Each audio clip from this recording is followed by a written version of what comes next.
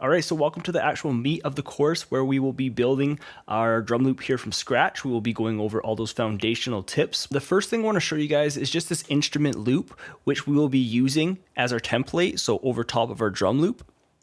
So I'll let you guys listen to it.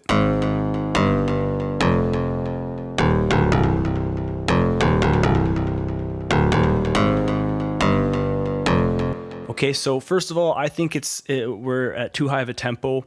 I want to break this down to more of like an urban hip hop kind of beat. Let's just give it maybe 87. We'll go with that. Once we build our loop, we will be able to play around with the tempo and kind of see what sounds good. So as you can see here, this is pattern 1. I'm just going to hit F2 here and just type in instrument, okay, and just give that a color. And I'm just going to leave that for now. So I'm going to hit the plus on the number pad. Takes me to pattern 2, or you can hit F4. That creates a pattern for you too, and you can label it right away. So that's a little quick shortcut. So I'm just gonna go drum loop 1, okay? We'll give it a bright color just to make it kind of stand out. Maybe a red, something like that. I'm gonna go through some drum sounds that kind of stand out to me and that I'm gonna wanna use in this drum loop. So what I'll usually do is I'll pick usually at least 2 drum samples. And depending on the style of beat or depending how I'm feeling, I'll go for maybe 3 drum samples. Once you get into, more than, let's say, 3, it gets kind of harder to mix and blend and stuff like that. But there's no rules. That's just kind of my guidelines to when I make beats. I'll usually choose at least 2, sometimes 3. So this kick right here, that sounded pretty good. What I'm looking for is a kick that could be my initial hard-hitting kick. And this is a clean, hard-hitting kick, it kind of sounds like here. So I'm going to drag that in. I'm going to leave it there. I'm going to kind of keep listening. I think I found 3 kicks I like. So this one, 23, and 24. The reason why I'm choosing these is, first of all, 22 kind of sounds like my main kick. 23 kind of sounds like an effect kick that I can kind of use at odd times. And then 24 is a short-tailed kick, which would make it really easy to fill in without clogging up the other bass hits, okay? Because when you're working with bass has a tendency to have a bad wobble sound. And what that is doing is your frequencies in the low end are clashing. It happens in your high end too, but you just sometimes can't hear it as well. But when you do hear the clashing, whether it be in the high end or the low end, you definitely hear it because it takes away from the clarity and the impact and like the punch of the track. So that is my idea behind wanting to choose these 3 kicks. So I'm just gonna drag them in. So there's 23 and there is 24, okay? So right now I'm just setting myself up to build my drum loop. Now remember, we wanna stay away from annoying drum loops, and how we're gonna do that is, first of all, by having variety, and how we're gonna do that is by extending our pattern to more than 4 beats. You can get away with 4 beats if you want to, but it's very hard to have a catchy sound with just 4 beats, with just a 1-bar loop, okay? So that's 1 bar.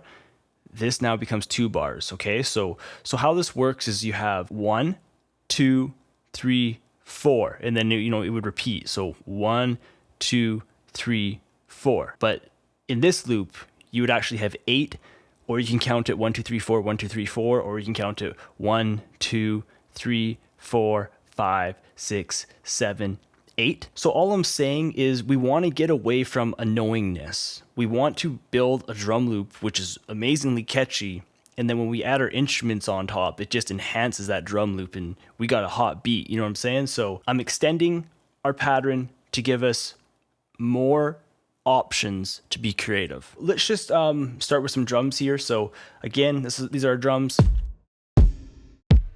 We're at 87 beats per minute. We can play around with it if we don't like it later. But so how I'm gonna program these in or click these in is usually I will just kind of build my kicks without a clap. I'll listen to my kicks and then I'll add a clap in. But for the sake of this tutorial, for you guys to follow along a little easier with me, I'm going to add the clap in there so you guys can kind of start to see the safe spots where you can always add in sounds so that they're always going to sound good. And then it's just a matter of, well, let's say you have a sound here, you can delete it and maybe just try it there now. Okay, so I'm going to show you these safe spots as we go on. So I'm going to grab a clap. That clap sounds pretty good. I'll show you guys a few more out of this kit, like I'm saying, when you have high quality sounds to start with, it makes making your loops a lot easier. So I think it was this 8. I like that. Okay, so when building my drum loops, I'll always start my kick drum on the 1, and then I'll have like my clap on the 2. And then these steps in here are kind of like my fillers, okay? So by placing a kick here and here, it kind of gives my drum loop a more late and rocky feeling. So it kind of keeps the flow when I have a kick drum like this. So I'll show you. So if I just do this, okay, so.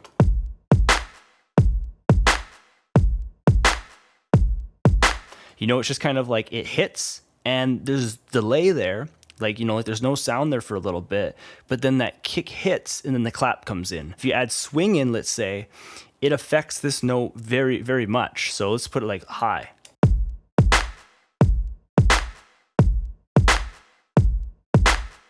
Okay, so bring that back. So I'll move over into these areas in a few minutes. I want to now move on to like after the clap, okay? So after our 1, now we're on to the 2.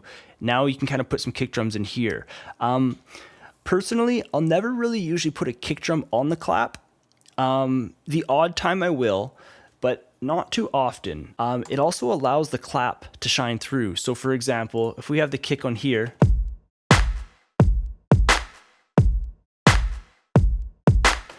if you hear here, like you can still hear the clap fine. But then here on this hit, space is available in like the frequency spectrum for that clap just to shine through. Whereas here, the kick and the clap are hitting together and it kind of clashes a little bit. In mixing, you can kind of cut frequencies out of each sound to make it stand out better. So moving on to the 2 here, okay? So I'm gonna put the kick back here to kind of give us that late yet still flows kind of feel. And then I'm just gonna put a kick here, okay?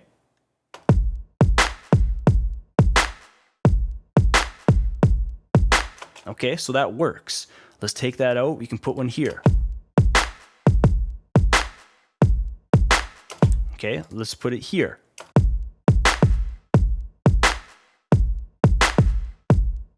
So my thoughts on this is this sounds all good up to here. And then once we get here, it starts becoming repetitive because this late yet still flows kind of feel, I usually don't like to overdo that. I kind of feel that gives your drum loop a really special emotional kind of feel. It's just a certain feel to that kick. It's kind of late, it hits, and then your clap comes in. There's a certain feel with that in your drum loops. And as you start to make your drum loops, you'll start to see what I'm saying about this late, but still flows kind of feel. So over here, I'm going to just maybe just do this or something like that. Okay, so.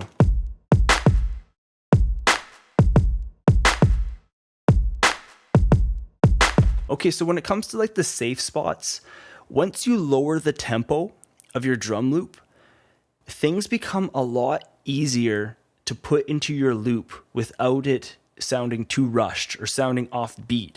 And that's just because your tempo is slower, so it gives enough time for all the sounds to kind of play out more. But as soon as your tempo starts going higher, it's very hard to fit your notes in for them to sound good. So for example, if we go up higher to like, let's say, let's go like 128, okay? So if we listen.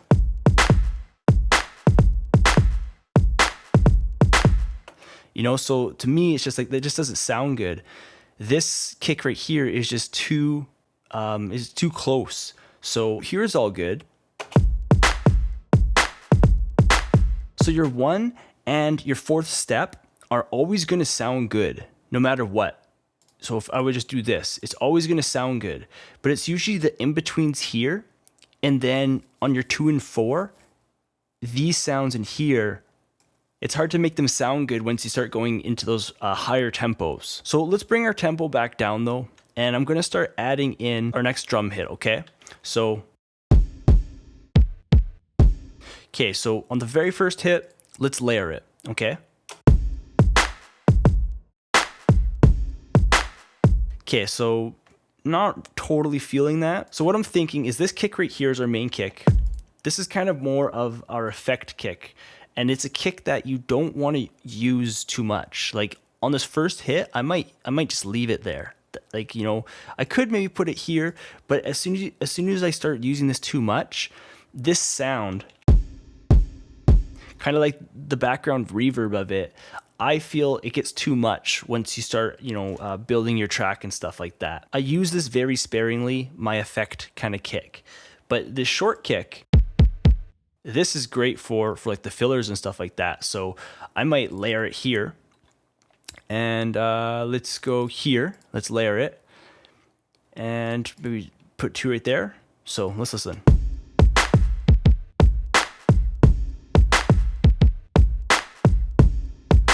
Okay, so, you know, it just sounds a little too repetitive, but that's kind of the approach of, you know, using more than one drum sample. So let's maybe do something like this. So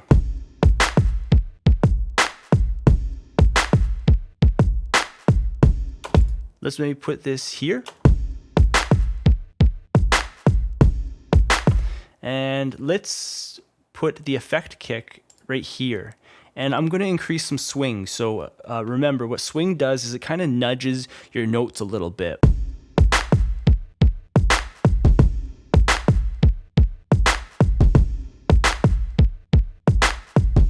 Yeah, you know, I like it. This kick doesn't sound too bad as it is, but if you have like a kick drum with a lot of tail, so I'm gonna try and find one here. Okay, so I found 2 kicks here that I'd like to show you. If you have a kick drum that has a tail more like this, or this, more on the 30, that low bass, because if you just play a note super fast like this, what happens is that tail gets built up and your track either becomes so loud that it can start to distort, or it just sounds muddy, like your bass isn't hitting as clean as you want it to. That's where I use the cut itself, okay? So when I play this sound, it plays. But for example, if I play it again, if I have cut itself on, so the sound plays, it's playing, and as soon as it plays again, this first hit immediately stops.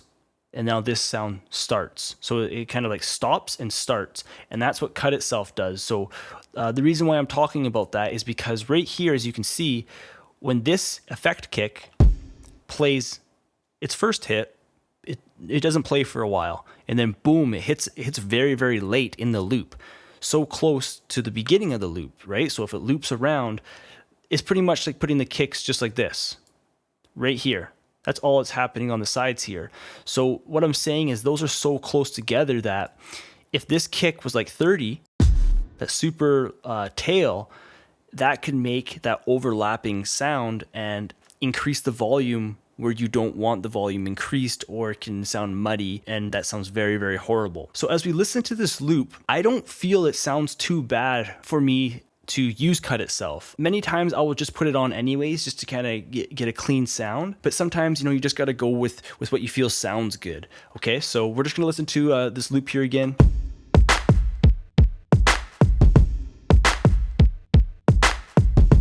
All right, so let me just try and use cut itself, and let's hear if we can hear a difference. It is hard to hear if you are new to, you know, that feature. So we'll check it out.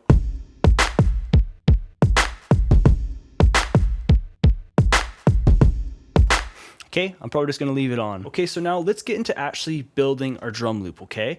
So what I'm gonna do is, again, let's put this to 8 beats, okay? So we know it's 8 beats by 1, 2, 3, 4, 5, 6, 7, and 8.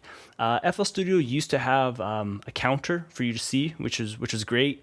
You know, this is a newer version of FL Studio 12, so you know it might come back. What I'm gonna do from here is I'm just going to click this stuff back in. So I'm just kind of following what I see right here. So I'm going to put the kick right there again, and then right here at the end, and then the kick right there. Our effect kick is right here, I guess on this one, which would be beat 5 of our 8-beat loop. And then we're going to come here. So we have kind of like on like the late hit of it, hits here, and that is it. And then come down here for the clap. So we just listen to this through just to hear how it sounds.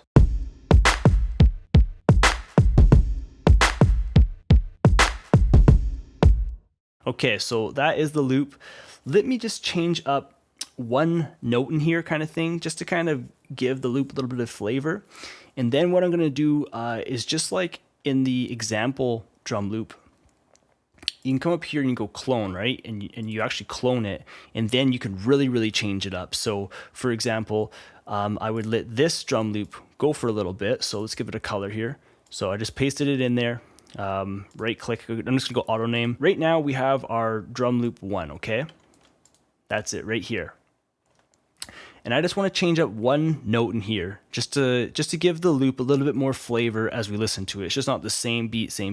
Sometimes you want that same beat, okay? Because like with hip hop, that's usually what it is. It's usually like verse 1 is identical to verse 2 to verse 3, and then it hits the chorus, and it's usually all the same because it just gives like that rapper the opportunity to spit on those 16 bars kind of thing. You know, the same beat, just his verse on it kind of style. Let's listen to the drum loop here, and I'm gonna focus on our last 4 beats here.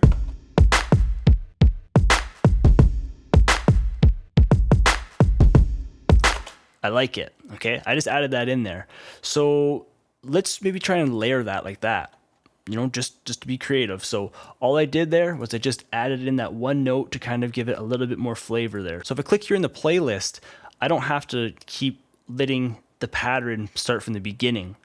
You know what I'm saying? So if I click here and just click the playlist, it's going to play this pattern, and we can start right here on beat 5. Let's just try and click some things in. Let's just hear what we can, you know, come up with.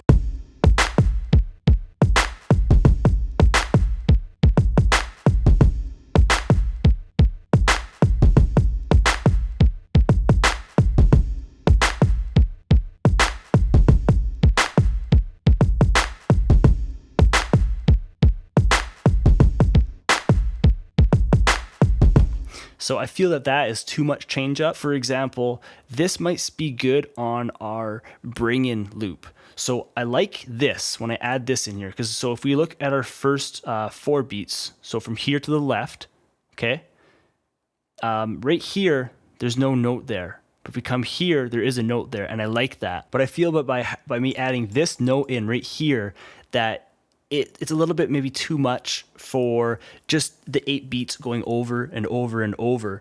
On our bring in loop, I will have that. Okay, so before we go further, let's hear if I like the layer right here, okay?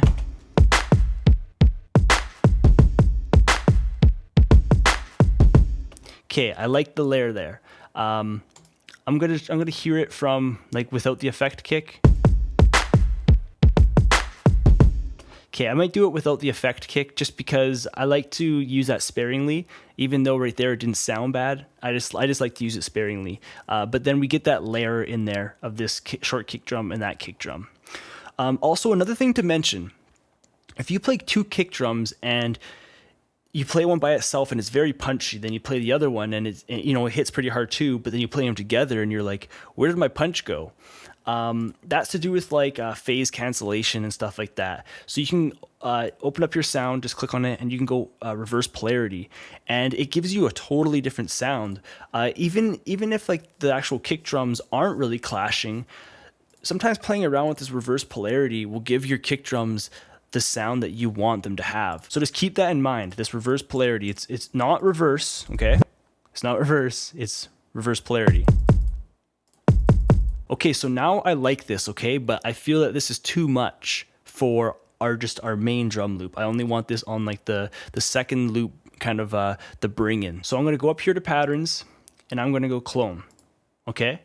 So as you can see here, it is now labeled drum loop 1 number 2. Well, I'll just go drum loop BI, just like the example loop. So I'll give us a color here. Let's give it a color like yellow or something like that. Now I'm going to add it in here. So again, on my number pad, if I hit the minus or the plus on the actual number pad, it changes the loop, which is really handy. I will put the drum loop bring in right there, right click, go auto name. Okay, so now the thing is drum loop 1. So if you look right here, I'm switching patterns. So drum loop 1 and 2, they're the exact same. Okay, so again, what I want to do is I want to delete this, delete that, and delete that. And now it brings us back to our original drum loop. So we'll listen.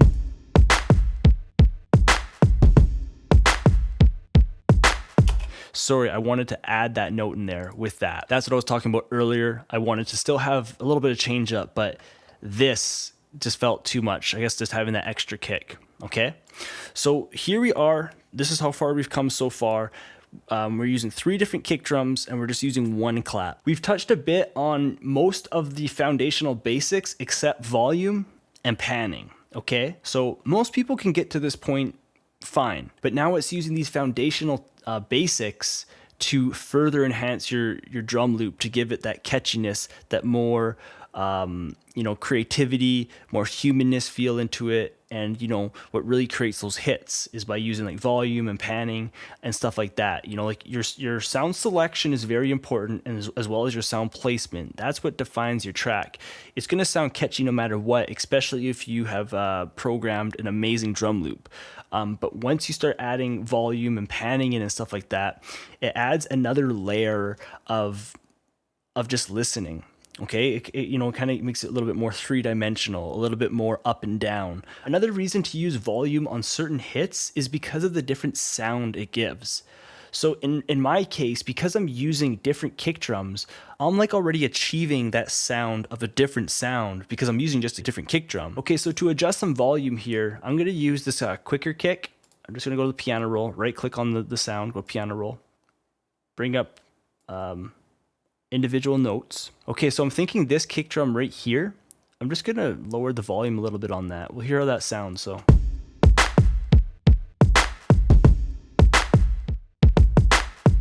maybe just a little bit more. It was a little bit quiet.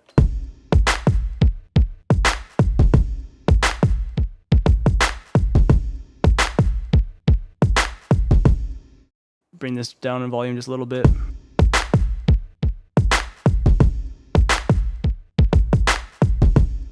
Okay, so I'm kind of liking that. Now you can even go as far as to pan kick drums. This is kind of looked down upon in the industry when you're dealing with bass. So I don't know if I'll say look down upon, but your common practice is always to have your kick drum and your bass line always in the center and always to have it sound good in mono. That way your kick drum will never get lost if your track ever goes to a mono system. For myself as a producer, I always like to be creative and stuff like that and, kind of push away from the industry way of things. For example, my main kick drum, I will always leave, dead center. That way it is always hitting good. Because in order to be creative, you still have to have like the knowledge behind of what's going on. Like you just can't be ignorant and be like, oh, well, I'm just going to pan it because I want to be creative. But then you go listen to your track in comparison to a commercial hit and you're like, man, where did my kick drums go? If you want to be creative, you still have to have the knowledge of what's going on, and then you can be creative, but at least you know what decision you've made and what to expect out of your track. For example, if I were to pan my main kick drum all around, but I lose my kick drum on let's say a mono system, or at least like the impact of the full kick drum, I'm at least aware of that. But I'm not telling you to pan your main kick drum. I sometimes pan these layer kick drums, okay? It sounds really, really good, because it's just being original. It's not doing like the normal. However, I'm still keeping into consideration to keep my beat sounding good by keeping my main kick drum center, so it sounds good mono. But then I can fiddle around with my layers because these are just like my layer kick drums, which I can play around with and do whatever makes the beat sound better. Okay, so for example, let's just try some panning on this. Let's just be creative. So the one that I turned down in volume, so we'll come here. So this one right here. Go to pan. Let's put this to the left, okay? So again, if I put my mouse here, you can see in the top left here, I'm at 75% left. Let's not go all the way. And then now let's go back here to velocity. And let's see here. So this one right here, I'm gonna right click and go pan. And I'm gonna put this up to 75 too. You know, just kind of keeping the same. Okay. So let's listen to that.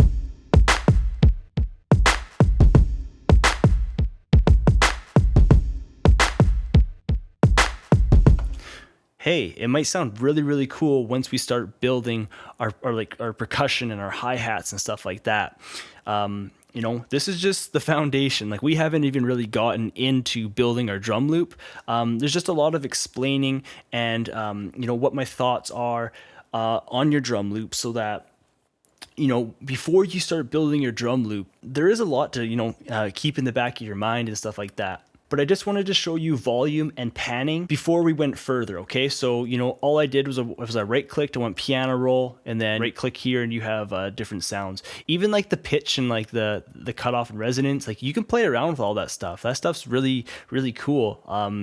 You know, I might do that with the hi-hats and stuff, just to show you what's capable to, you know, make some really cool drum loops. So this is our foundation here, okay? We have our kick drum, we have our clap, but it's still not, you know, I guess I would say a gratuitous drum loop. For example, let's put our instrument over top of it. Let's hear how this sounds, okay?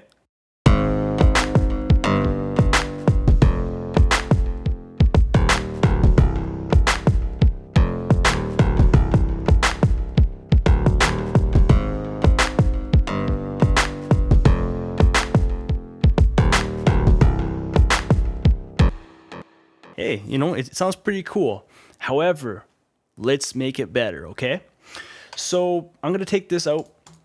Now, so what I was trying to say in the slideshow is I was talking about you can either build your whole drum loop right here in the pattern, but what's gonna happen is I can't arrange the song. So I wanna do this so that we are building the actual drum loop in the playlist, so that we can arrange it easier later on. I'm going to be building the individual patterns in here, but not the whole drum loop, because like I was saying earlier, then you can't arrange your song. You're going to have to split all this up anyway. So I'm just going to do it from scratch, save us time, make it very easy. So just like when you're typing on the computer, you guys have Control C and Control X and stuff for like your cut, copy, and paste and stuff like that. That stuff applies here in FL Studio as well. So since I'm highlighted on it, I'm going to hold on Control and X.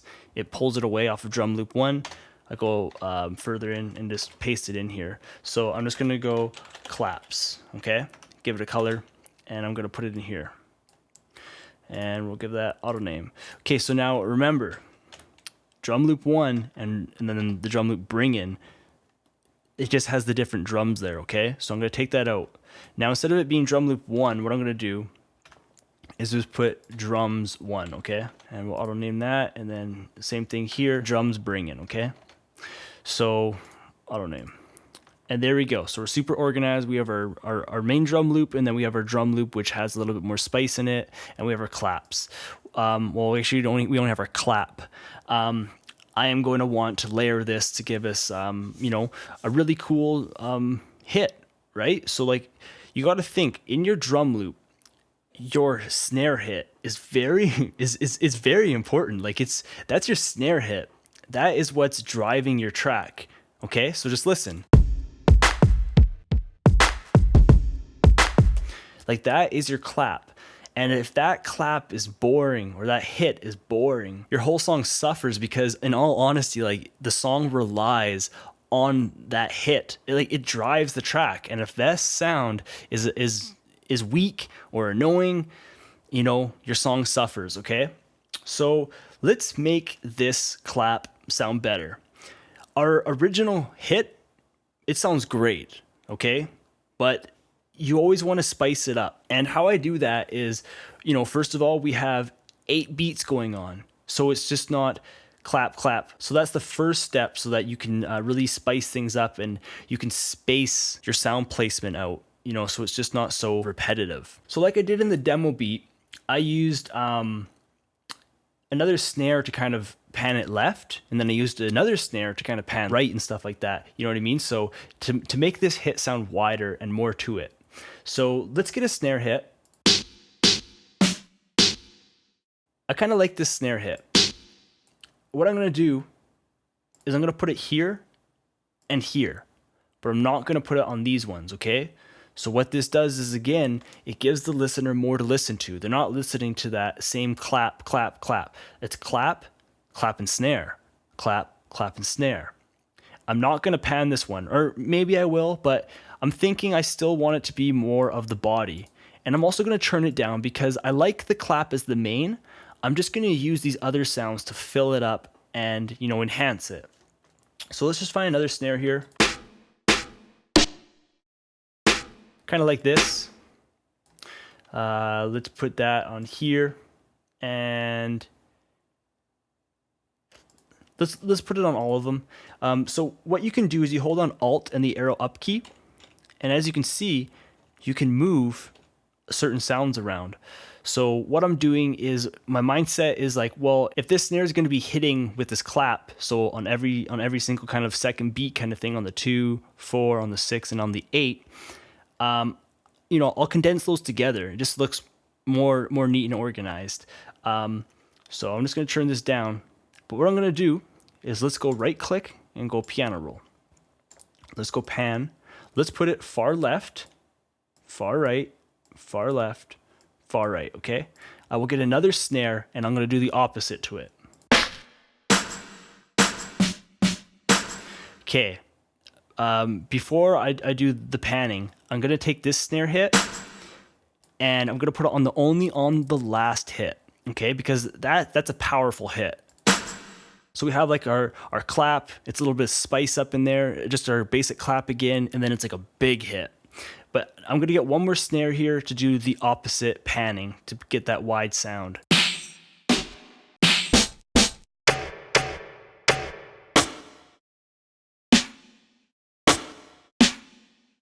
Okay, I think I'm going to choose this sound right here, so I'll drop it in there.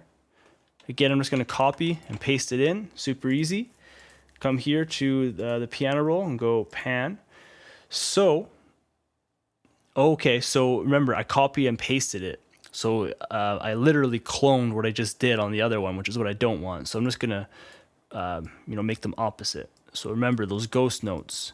You come up here to the arrow, helpers, ghost channels, and then you can kind of see what's going on with the other sounds in that same pattern. So let's just listen to the snare hits. I might adjust the volumes a little bit just so that it's just not so overpowering, because you got to think, if you're layering this many sounds and stuff like that, your volume increases. But if I still want this clap to be like the main clap, well, again, remember, your volume is starting to increase and it's starting to take over this main clap. So I might just adjust the volumes so that they all blend really nice and it sounds full, but that clap is still prominent. Okay, so we'll listen.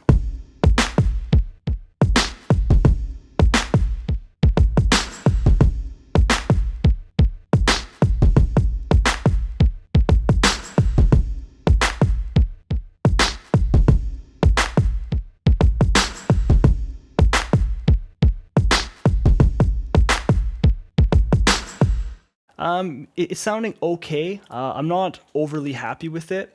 So I'm just going to highlight these two and delete them. Okay. I'm going to get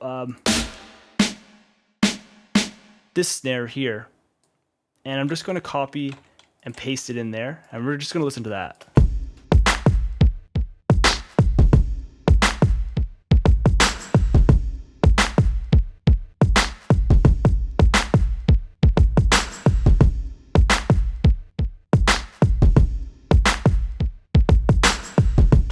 Okay, this hit, I'm going to turn it down just a little bit. I just want it to be that layer. We can even turn up the clap just a little bit, like our main one. So, okay, we'll listen one more time, and I think I'm a little bit more happy with this.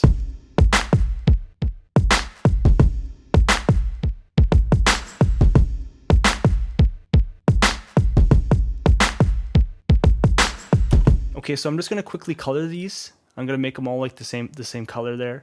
Let's put it like red or something like that. And then to get even more organized, on the edge here with your scroll wheel on your mouse, you just push it in, and you can like, you choose like drums or whatever, so like the drum right there. I'm just gonna quickly color these, so it's just gonna kind of fade out and you're gonna see them all colored. All right, so I also changed up the color of the claps here as well. So another thing I wanna do here with the snare actually, to give it the, a little bit more humanness and stuff like that is nudging the notes, okay? I want to nudge some of these sounds so that they just don't sound so robotic. The main clap, maybe let's just leave that. We can tweak it maybe afterwards. I'm going to focus on these ones right now. So this snare, I'm just going to right click, go to piano roll. So again, you hold on shift and then you just hover your mouse over top of the note and then you just either scroll up or scroll down, okay? So we'll just kind of scroll this a little late hitting. Let's put it 3, okay? Come here. Let's put it, let's go back 2, okay? Come here. Let's just go forward 1, okay? And then right here, let's just go back 1. Okay, we'll listen to it. Okay, so this one, I heard it and I didn't really like it. So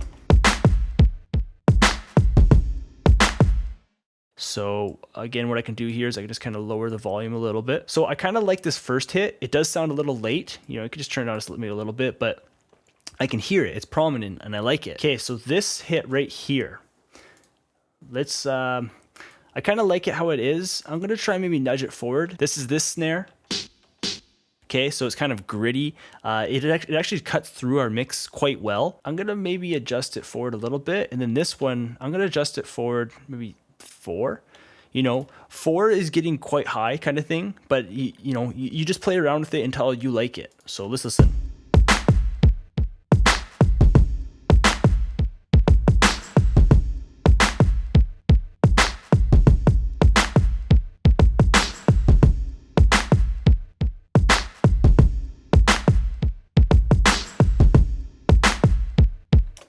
Okay, I'm gonna leave it around there. Maybe let's just try and put it early, let's say. Like here.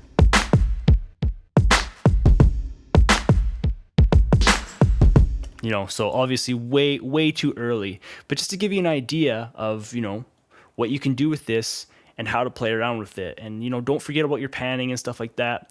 I think I liked it around here. So let's listen from here. So I just clicked right here, and as you can see, it moved, right? So if I put that there, but I click here again, it kind of positions it for me so I can just listen right away. And I'm just gonna leave it like that. Don't forget here, it may look that your snare is there, but really all I did was I just nudged that note back and remember. So that's all it's doing. In case it throws you off or something like that and you're like, wait a minute. Okay, so now we're gonna move into our hi-hats, okay? So your hi-hats are probably your easiest way to make your beat sound fuller. You just add in some hi-hats and automatically your beat is it just instantly sounds fuller. For me, when I'm using hi-hats, I really like to layer hi-hats and use multiple hi-hats. That's just my own approach. I find it a lot easier to create full drum loops that way. So let's head into some hi-hats here. The hi-hats from the Anno Domini Drum Collection Volume 1 are great. They're really gritty to give you like that hip hop sound. But also because they're gritty, they help to fill in more space. So I guess what I'm trying to say is, a hi-hat which is really dry sounding, which is like, it's like the hi-hat and that's it. There's no extra reverb, there's no ambience, nothing like that.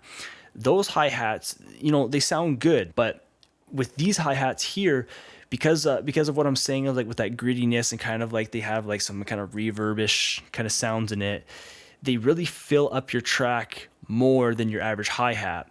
I'll let you listen to a few here and you'll kind of hear what I'm saying. Kind of gritty.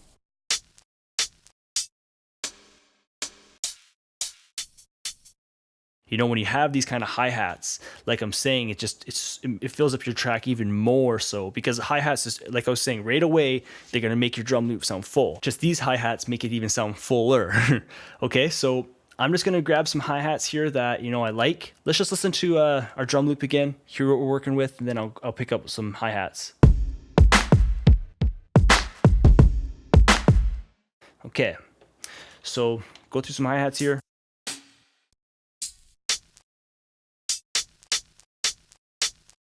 Might pick that one.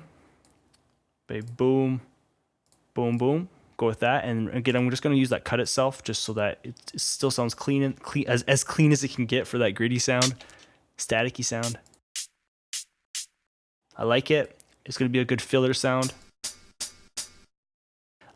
It sounds okay. When I'm thinking about it, it kind of sounds like it's been manipulated time-wise. It kind of, like, for example, here in FL Studio, you can adjust the time stretching.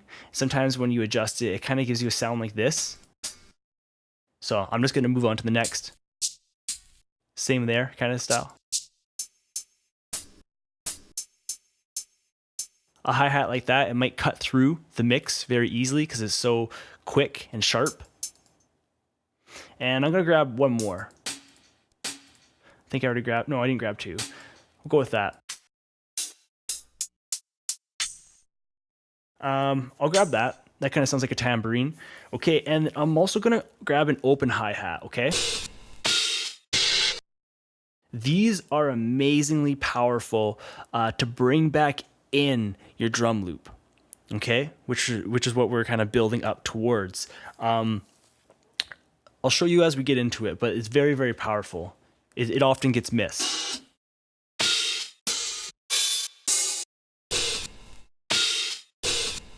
I think I'm going to grab this one here. Okay, so I'm just going to go F2, and I'm going to go hi-hats. And let's just give it, that color's all good. Okay, so now this is what I'm talking about, building your drum loop in the playlist, okay?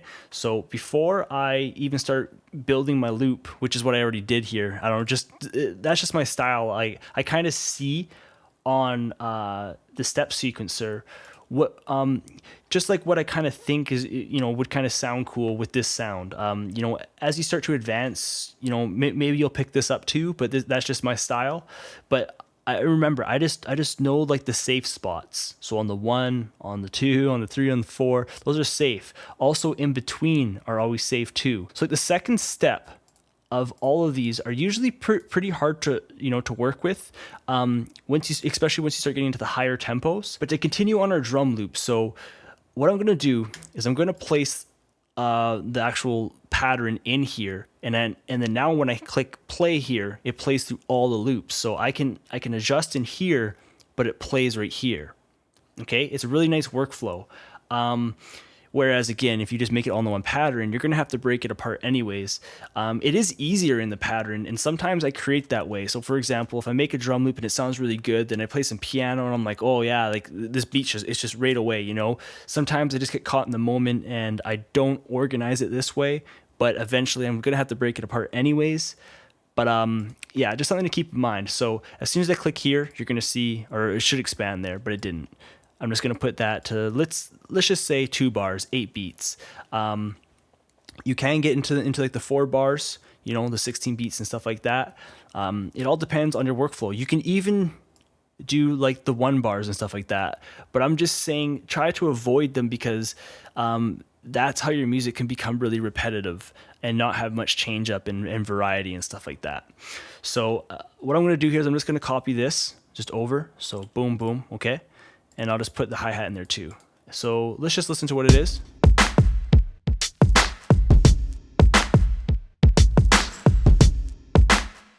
And so I'm just going to click at some hi-hats here. I'm just going to kind of do my style, and I'll explain what I'm doing and why I'm doing it and stuff like that. How I usually make my loops, I kind of find it hard making the loop all together.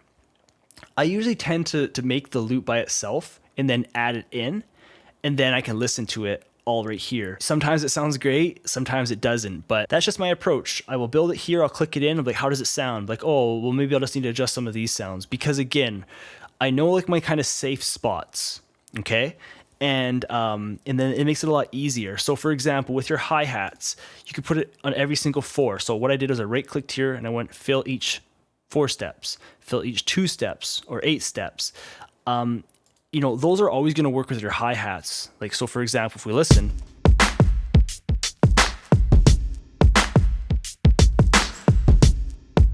So that sounds fine so far. However, it kind of sounds a little too slow for me.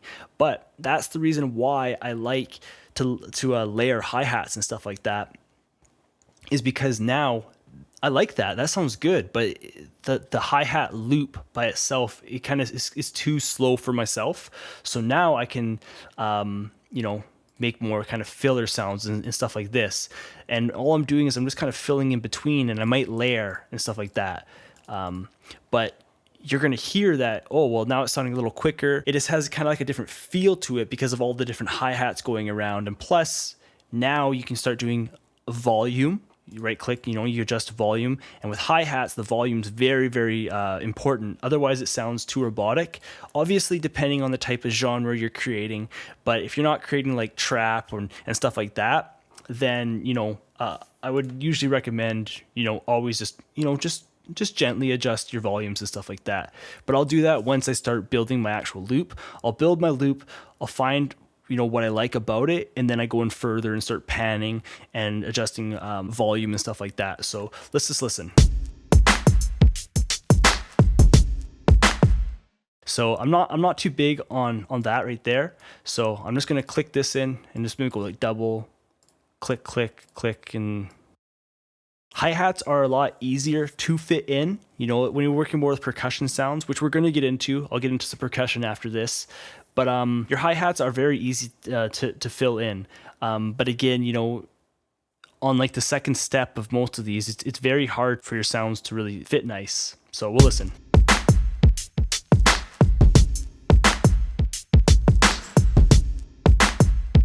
Okay, so around here, I'm just going to do something like that.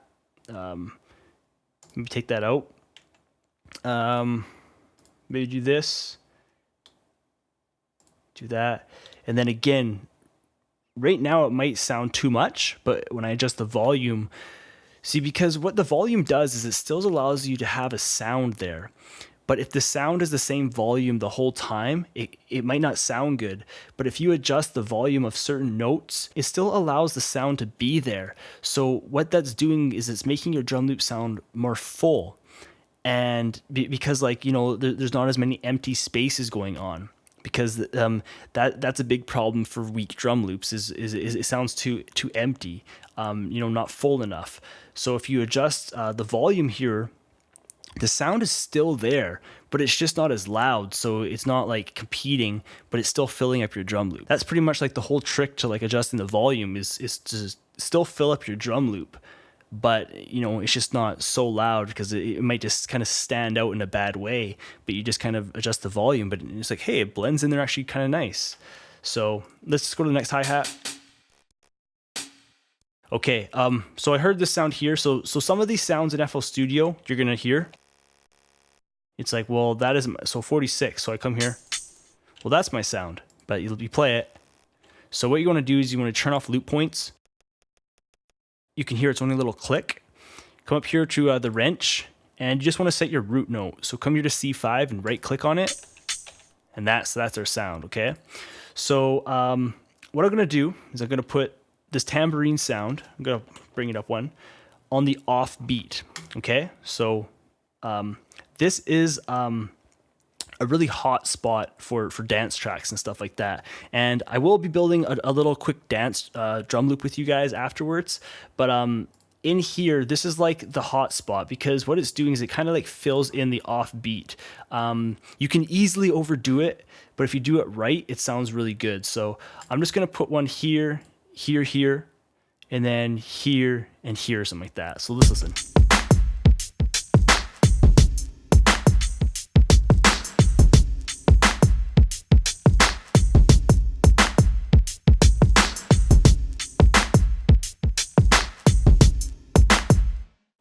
It sounds good. When it was here, I didn't really like it, so I just took it out, and then again, I just moved it to the next one. So that's what I'm trying to say is once you start getting to know your safe spots, you can just remove, delete it and just, oh, well, I'll try it here now. And that's all I did, and it just sounds better to me. Hey, it might have sound better to you here, but to me, I like that flow better because I'm thinking long term. I'm thinking this listener has to listen to this song for 3 minutes or however long you make it. That's my mindset as I'm building this loop. It's like, do I want to listen to this for 3 minutes? And especially like, let's say I put it on like a beat tape where it's going to be there. Like let's say I like all the other beats, but then it keeps changing to that one song. Like, what, am I going to skip that one song all the time? Like, I don't want to do that. So I keep thinking that way because I want to build my loop so it's catchy from the start, and it's always going to be catchy in my opinion. You know what I'm saying? So now the final thing I'm going to do here is I kind of want to have a hi-hat that is a bit faster paced, which I can adjust the volume to. So I'm just going to add this one in. Maybe I'll add it in like every 2 steps, something like that. And then I'm going to cut itself because this sounds a bit longer. Okay, so I'm cutting it so it's just not like the tail isn't just adding up over and over again. It's nice and clean. So we'll listen to this.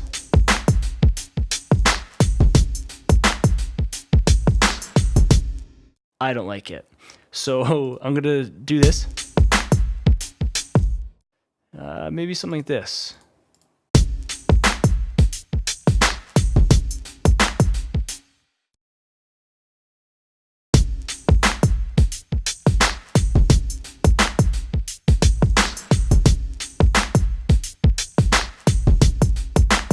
Okay, I'm gonna get one more hi-hat. And you always wanna be careful as you're dropping and dragging it in. Sometimes what happens is you will drop it here and 32 now become, like, it overwrites to this sound right here. So that's not fun because you might forget what sound you had, and if you haven't saved your beat yet, that's not fun. So to be safe, what you could do is you can put it down here, and then you just hold down Alt and the up arrow. You can simply do that, and then it avoids all that overwriting stuff. So I'm gonna put this fast. This one right here. I'm gonna put this just a repetitive hi-hat because that's hi-hats for you, right? Like that's just what they are. Again, I'm gonna cut it, and then we're gonna listen to this.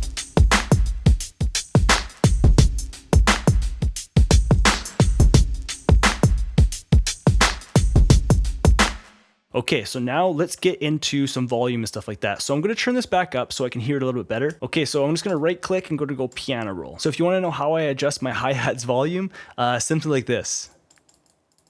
In all honesty, like this is my starting point.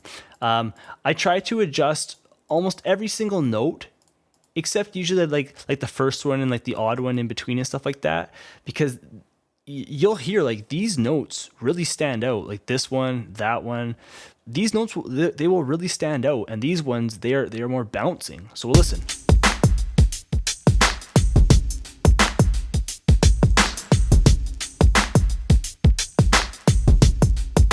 Maybe we'll do a little bit of panning there. We'll start it from the beginning. Maybe these 2 sounds. Adjust them out a little bit.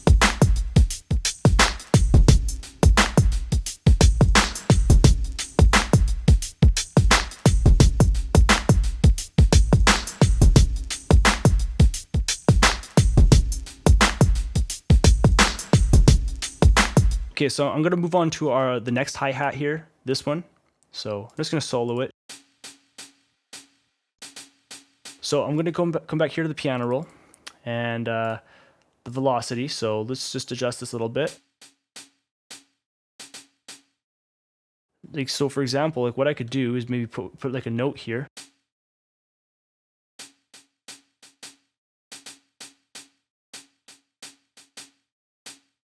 So something like that. I don't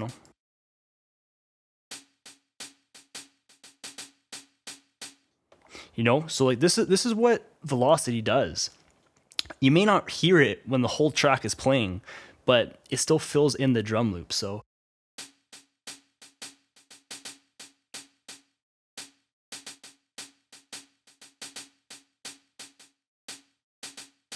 when you adjust the velocity, the lower it goes, it becomes a little bit more faint. So it's not as bright. So for example, if we turn this all the way down or we turn it all the way up, if you just watch that note right there, it does change brightness, okay? So I'm gonna go pan, and what I'm gonna do is Let's just go velocity. Okay, so I want these notes right here. Okay, if you push in your middle scroll wheel, you get this hand.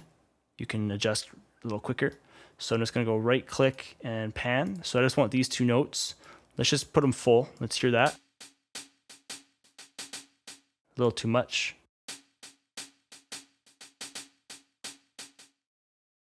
Okay, so I hold down my control and my scroll wheel. That's how I zoom out and zoom back in really quickly.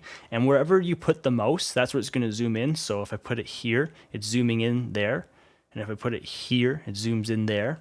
That's just kind of how I move around really fast in FL Studio here. So again, we're going to keep playing.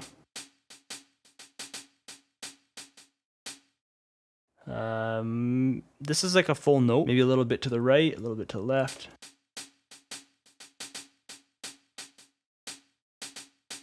And then here, let's put one to the left here, a little bit to the right, and just a little bit to the left. So.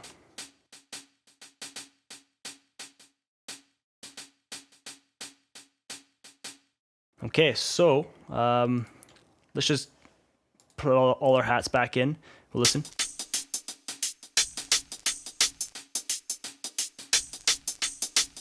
You know, like you can actually hear that. If you have headphones on right now, you can actually hear like the hi-hat is kind of going around. I think around in here, I want one a little bit more to like the left, let's say. So let's go pan.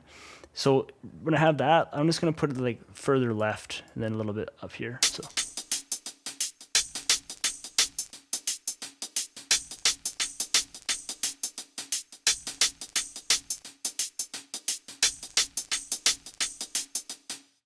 Okay, and when I'm doing that, I also think about kind of like symmetry, you know what I mean? Like, so like whatever you do to the left, sometimes you want to do to the right. I don't focus on it extremely, but I do have it in the back of my mind just to kind of have consistency throughout your track. So this sound right here, I think I want that just to be a consistent sound. It's like a tambourine and it's really catchy. I could even just turn on the volume maybe of it.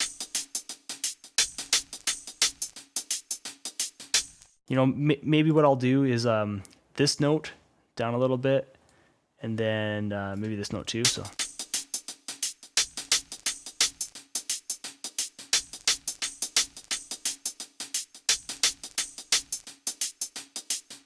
Now these ones.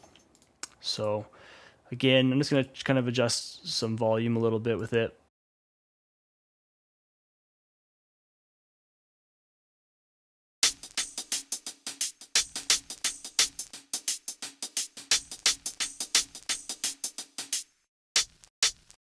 Okay, so this hi-hat right here is actually quite loud. It's overpowering it.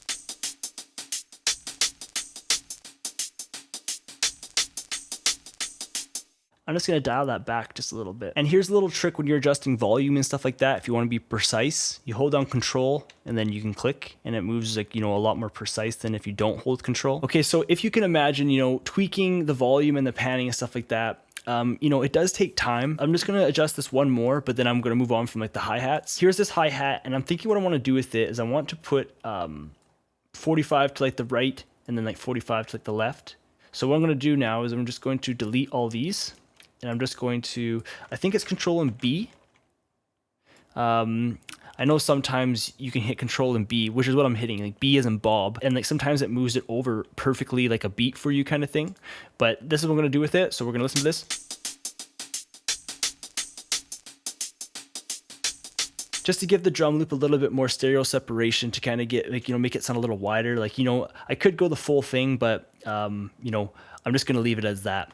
Now, one more thing that I would like to show you guys, as I mentioned earlier, you can use this cutoff and pitch and stuff like that, which is, let's try it. So here's pitch. So you want to be really careful with the pitch because it does affect like the actual tune of the sound. If you're doing this with like certain percussion elements, which changes like the actual like tonality of it, it can make it sound off key. So depending on the sound, you want to be careful how much you do. Some sounds you can get away with a lot, but I'm just going to tweak, you know, just like the odd one here, but I'm going to do some drastic examples just so you can kind of hear how it sounds. So let's just maybe pitch these down. So that's just the pitch. So that's like adjusting like tuning. Now the cutoff frequency, so it's just kind of like a high pass or a low pass kind of filter kind of thing. And it allows you to filter out some frequencies to kind of make your sound, sound a little different. So just quickly, I will solo this just so we can hear it a lot cleaner. Okay, so what I'm doing there is I'm really filtering out like the whole sound, so you're not even hearing it. So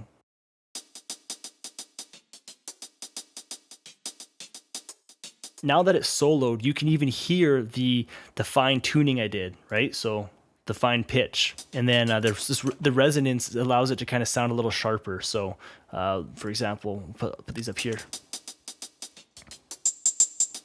Okay, so maybe just like a little bit. Okay, just gonna leave it at like that. So let's just listen to our hi-hats with our drum loop just to kind of see how far we've come.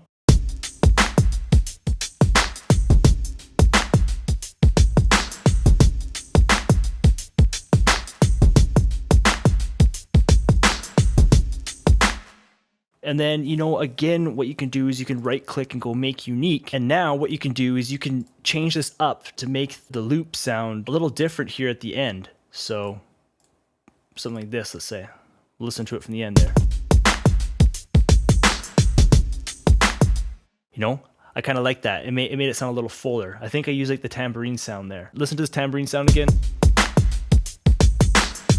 I'm just gonna right click, go auto name, and then I gave it just a little bit of a lighter color there as well. Okay, so now we are on to the open hi-hat. So the open hi-hat is something that you want to use really sparingly. Okay, it's not something that you want to overuse.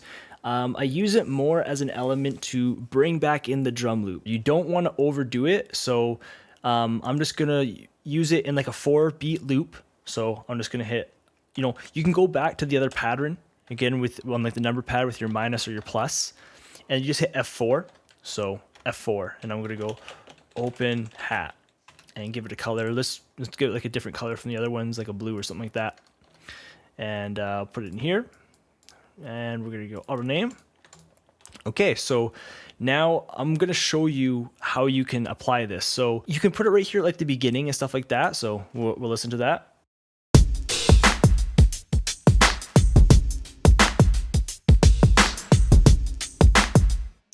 So it sounds really catchy. Like there's something about an open hi-hat, and it also gets very missed very often. So.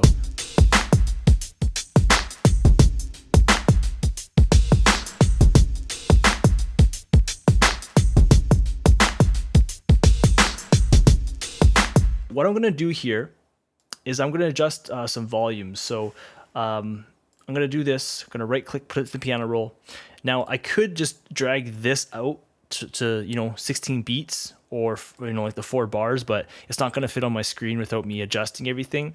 So I'm just going to right click, go piano roll. Just going to highlight this and go Control B. B as in Bob. You could just go Control C, Control V, and then does the same thing. Control B just kind of does it for you all in one. Now what I want to do is I want this first one to be loud. I want the next one to be like that. I want, it's on the wrong spot. I want it halfway in between, so there. I want this note, just down a little bit. So let's listen to this. Sorry, I'm just in the pattern here. So if you are in the piano roll and instead of like closing out of it, you can just click up here to change from song to pattern mode. Now we're going to be playing in the actual playlist, okay? By changing that. Now we're going to hit play.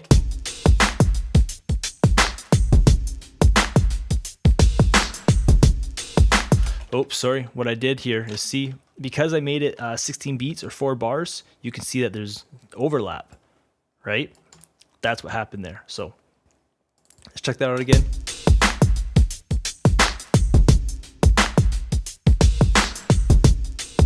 All right, so I just quickly colored these, just to keep organized here. And so next we're moving on to our percussion loops. So percussion loops are honestly like my favorite thing to create when creating drum loops. And that's just because of how much randomness they can bring. Many times a percussion loop can be like the main element of the track. And it's really fun trying to figure out how to actually create those kind of percussion loops, okay? So we're going to move away from the Anno Domini Drum Collection Volume 1 because it does not have a percussion section, as you can see here. So what I'm going to do is I'm going to move on to some sounds in HD. Volume 1 is honestly like one of my favorites. So I'm just going to grab some percussion sounds here. We're going to add them to the drum loop. And then finally, we're just going to listen to it over top of the instrument. And then I guess we'll just move on to the dance loop. You know, I'll make one quickly with you to kind of show you that style of production.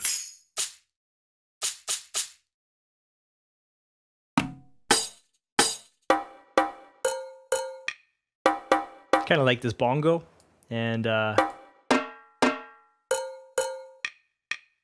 of like that too. It's a nice little quick sound, easy to fill in, also very easy to kind of change the volume of, make it blend a little better.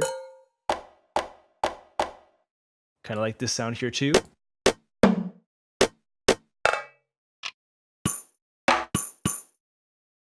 We'll work with it, and maybe just one more, just so we don't get too busy.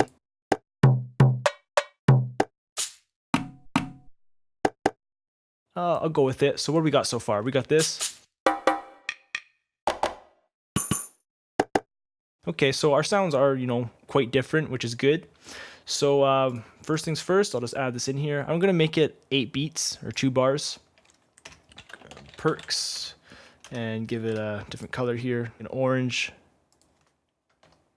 And yeah, let's get started. So again, I like to build my percussion loop just in here, and then I'll add it to like the drum loop in a little bit. Again, I'm going to try and stick to those safe spots, and then you start to adjust from there, what kind of sounds good. You could do some note nudging, some panning, all that stuff, so. Okay, so I'm going to start with this one, and then maybe this sound.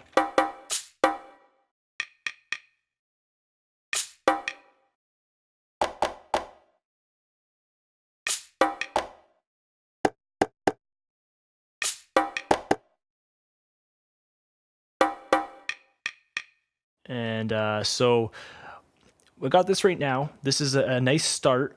I want to try and kind of complement that. So goes.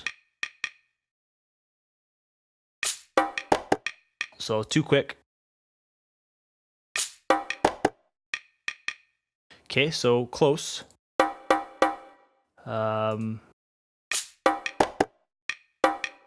Okay, this is kind of the sound I was going for. So let's do, maybe change this.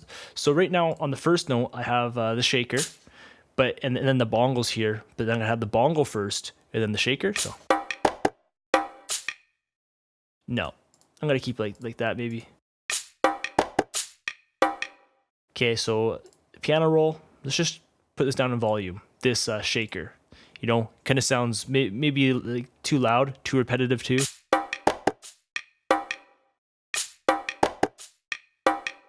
So it's loops like these. If they're catchy, they're all good. But if it's not catchy, these are the types of loops that I'm talking about that can really break your track. So.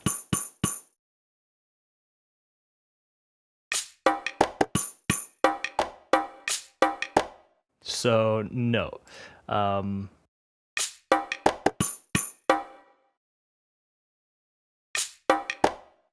Okay, so. Turn this one down a little bit.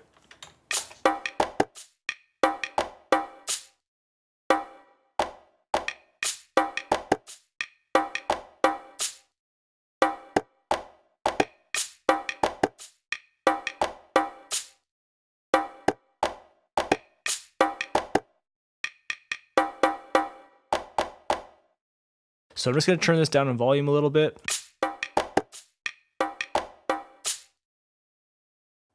Let's see what I got there. So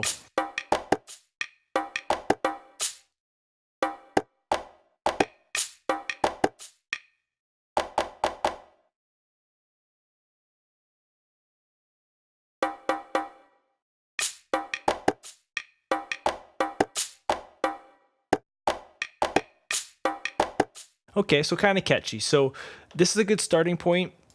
I'm now going to listen to it in the drum loop and hear what we're working with. So, this might just sound horrible. It might not suit it, but let's check it out.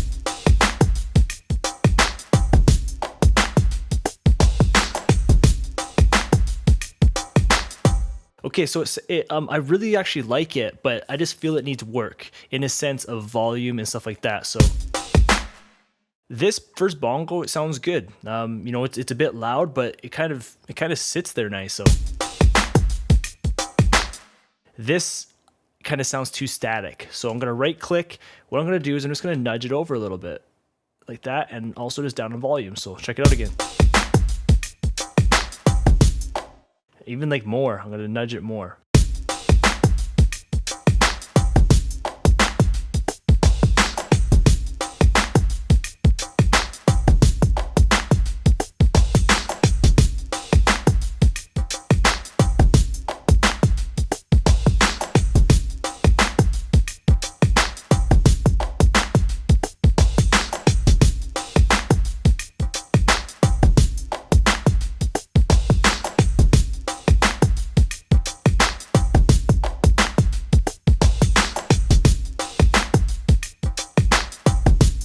Also, another workflow tip of what you can do is you can select here and you can choose like your different percussion sounds, so you don't have to keep you know, like getting out of this and adjusting in here and stuff like that. I personally work with more than one monitor, so it gives you more real estate, you know, screen real estate to work with. So for example, I can have this full screen on one screen, but then I can have this open on my other screen, you know what I'm saying?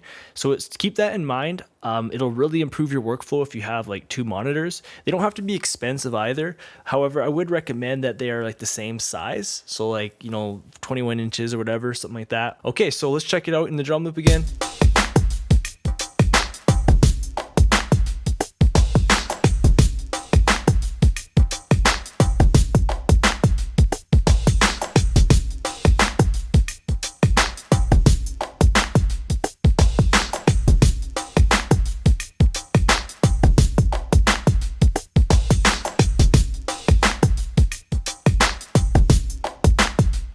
Okay, so this sound here, a little too loud. Yeah, so I think it's this sound. We'll check it out. Yeah, so too loud. So it's that third hit there. Just turn it down a bit.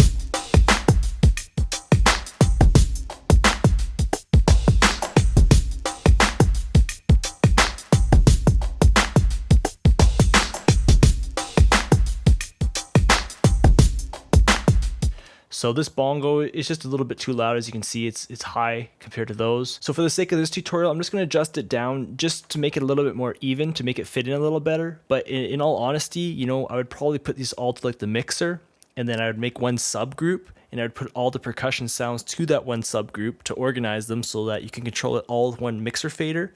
And then I would put a compressor on that mixer fader, and it would make this whole percussion loop a little bit more even in volume, so it would kind of level that out. Plus, it would also bring up some other characteristics in the percussion loop that maybe you couldn't hear very well, but once you start compressing a little bit harder, those little characteristics start, you know, they start to come out a little more.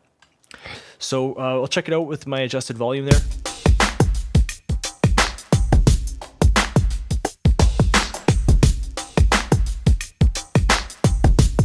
Okay, I like it. So now we're gonna apply the instrument on. As you can see, instrument, and we'll right click and we'll go auto name, and then right here and auto name. Okay, so let's check it out with the instrument.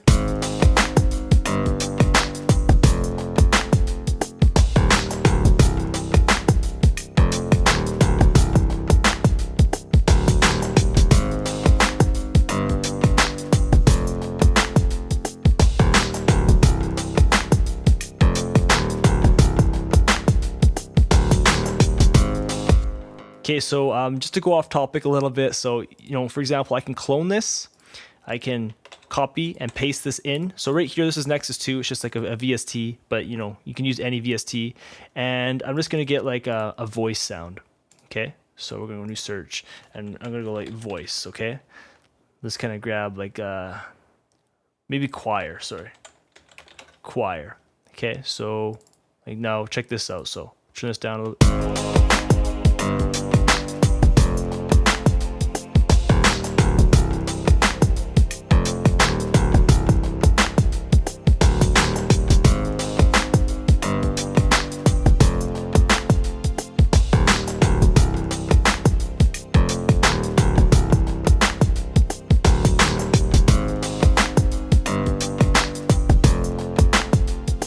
you know, it just kind of fills it up in the background a little bit there. I just kind of felt like this one instrument was just a little bit not full enough just by itself. And another quick thing that I want to more focus on is the bring in. For example, right here in all of these patterns is I've just added in like more notes to kind of make it sound fuller or kind of change up like the rhythm to bring the loop back in. But what you can do is you can actually use like different sounds to help bring that in. So things such as like a reverse cymbal. So for example, let's come back here. I think the Anno Domini has some cymbals. Yeah, they do. Okay, so I'm gonna try and find one here I like. That kind of sounds pretty good. So what you could do is you can just drop and drag this in here, okay? So what I'm going to do is I'm going to hold on Shift and click on that. It duplicates it. I'm going to right click on this and go Make Unique. As you can see here, now I have two. So I'm going to color this one just a different color, just so you can see that they are different. Make it like a brighter color, like a bright purple or something like that. Okay, so I'm going to double click on this and I'm going to go to reverse it. Okay, so reverse. Now when you're working with cymbals, you want to turn down the volume because they are very loud and they overtake the track. So I'm going to turn them down quite a lot actually. And I'm going to right click, I'm going to copy the value, I'm going to right click and paste the value. That way it keeps the sounds consistent. So what I'm going to do here is I'm going to now zoom in. So let's just make this screen bigger for us. So I'm going to move it right here to the edge. So as you can see, it's not letting me put it at the edge. What you can do is you come up here to like your horseshoe and you go like none. But the shortcut is holding down Alt, and then you can adjust it to how you want. Because if you don't hold on Alt, it follows like its step. What I want to do is I want to line that up just so it's right on like the bar there, like the end of the beat. So let's check this out.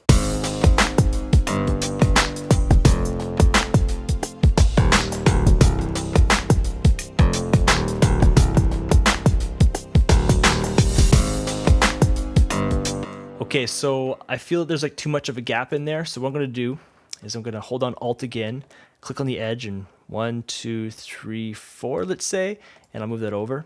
So the reason why I counted the 4 there is because I want to do the same thing to this side. So 1, 2, 3, and 4, and then just bring it all the way over again. So let's check that out again, just from right here.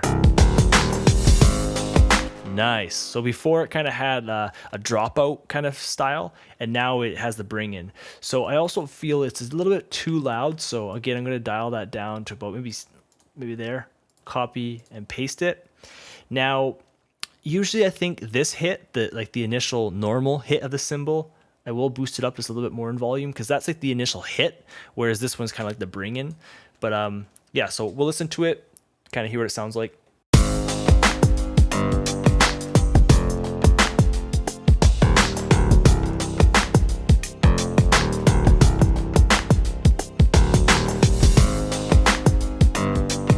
So now one more thing, what you can do is you can actually create a new pattern for this bring in. So let's just kind of go to like a Sounds in HD kit here. Let's maybe go to like Acoustic Blends 2, Percussion. And I'm gonna go back here to Unsorted. Let's create a new pattern, F4, and we'll go like bring in. Okay, so I'm just gonna put it here right at the end, and it's just gonna be a 4-beat loop. So it's just one bar. And let's just add 1, 2,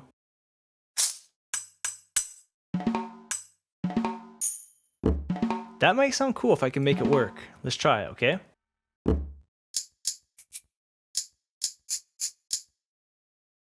I'm also thinking about sounds that are going to stand out, and usually these clicky, quick ones, those stand out very nice. Let's use like a tom too. So I'm just going to use 2 toms, those 2. Okay, so I'm going to go like,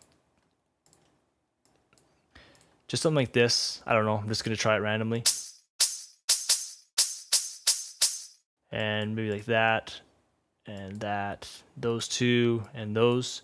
Because this is going to be like the bring in. This is going to be like a filler track so that the loop brings back into like the very, very beginning. Again, I'm going to try and make this stand out. Maybe here.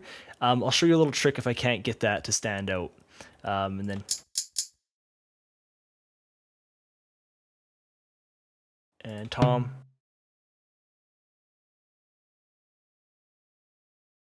Maybe like this. So we'll listen to this.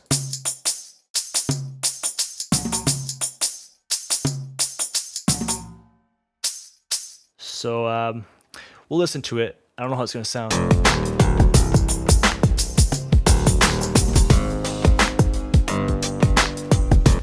You know, like usually like what you want to do is like here, I'll be creative here for a second. So half step. Yeah. Something like that. It'll kind of bring in the loop there a little better. And hey, let's try this. Check this out.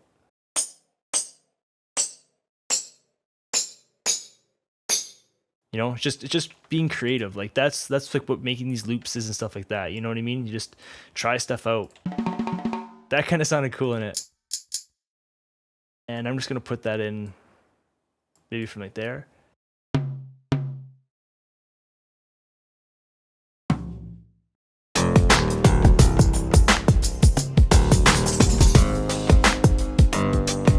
So I'm gonna cut both of these, and I'm gonna cut those two.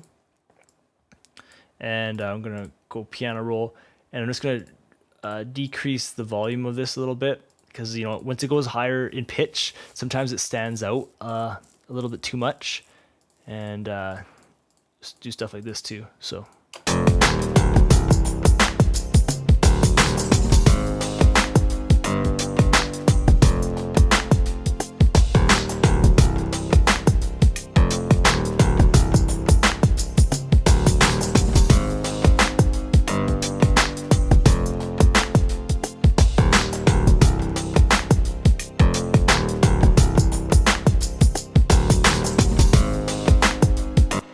And so the little trick I was going to show you if I couldn't make it work, so you right click on it, you go piano roll, and now you simply just nudge the note to make it work. So you can do this by either holding out Alt and clicking and bringing it where you want, or you just simply hold on Shift and your scroll wheel again. So something like that. Okay, so that is this drum loop, the urban hip hop kind of drum loop, showing you, you know, first of all, you know, how to build your drum loop, layering your sounds, and then further adjusting them with like, you know, panning and volume and stuff like that. And then, you know, kind of just showing you kind of safe places where you can place your sounds, and, you know, how to make them fit a lot better. Really, volume is huge to make your drum loops blend nicer. There was something I mentioned to you on the slideshow, and that was, did you know 140 beats per minute can be 70 beats per minute too?